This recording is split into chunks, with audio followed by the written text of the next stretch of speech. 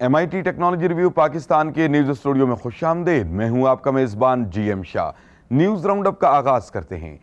Bulletin के आगाज में आपको बताते हैं कि हाल ही में MIT एंटरप्राइज फोरम पाकिस्तान ने स्मार्ट सिटी द हैकाथॉन की तकरीब का इनेकाद किया। इस तकरीब को इंफॉर्मेशन टेक्नोलॉजी यूनिवर्सिटी के centre of innovation and entrepreneurship के ताउन से अरफा सॉफ्टवेयर टेक्नोलॉजी पार्क में मुनाकिद किया गया। इस तकरीब का मकसद स्मार्ट सिटी के इकदामात से मुताल्लिक आगाही फराहम करना था। इस तकरीब में मुख्तलिफ शोबाजात से वाबस्ता तलबा और पेशावर अफराद ने शिरकत की।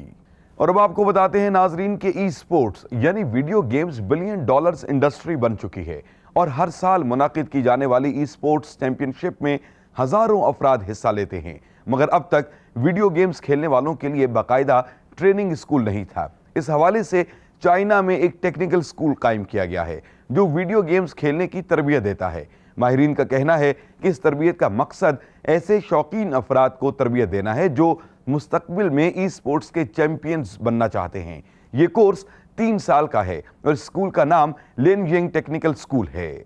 और अब बुलेटिन के आखिर में आपको बताते हैं कि माहिरीन ने उड़ने वाली कश्ती तैयार की है। ये हवाई कश्ती है जो कि समुंदर से 6 फुट से जायद की बुलंदी पर उड़ती है।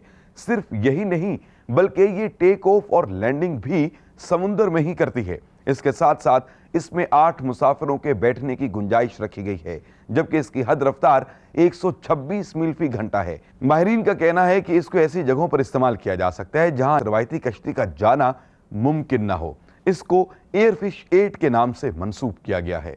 इसके साथ ही MIT टेक्नोलॉजी रिव्यू पाकिस्तान के न्यूज स्टूडियो से अपने मेजबान GM शाह को इजाजत दीजिए। अल्लाह निगहबान।